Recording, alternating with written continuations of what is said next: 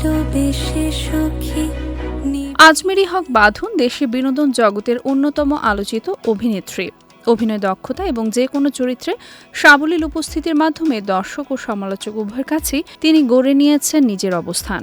তার কাজ প্রশংসিত হয়েছে আন্তর্জাতিক অঙ্গনেও।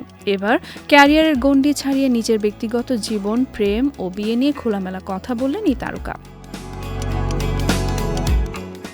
সম্প্রতি এক সাক্ষাৎকারে প্রেম, বিয়ে ও সঙ্গী খোঁজার বিষয়ে মুখ খুললেন বাঁধন। রেহানা মরিয়ম নূরের পরিচালকের সঙ্গে সম্পর্কের গুঞ্জন প্রসঙ্গে তিনি অকপটে জানান, সম্পর্কটি সত্যি ছিল এবং স্থায়িত্ব ছিল পুরো 4 বছর।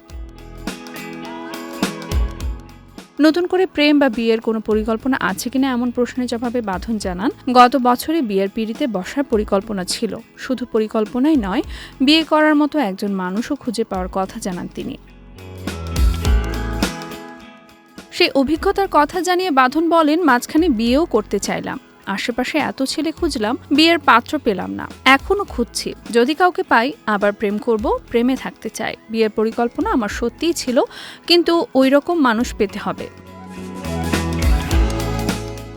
অভিনেত্রী আরও জানান, একজন ছেলেকে পেয়েছিলাম যার মা আমাকে খুব পছন্দ করেছিল, কিন্তু সেই ছেলেটি ভেগে গিয়েছেন। যেহেতু তিনি ভেগে গেছেন, তাই বিয়ে করার মতো পাত্র এখনো আমি পাইনি। প্রেম করার মতো ছেলে পেয়েছি, তবে বিয়ে করার মতো পাত্র পাওয়াটা গুরুত্বপূর্ণ আসলেই।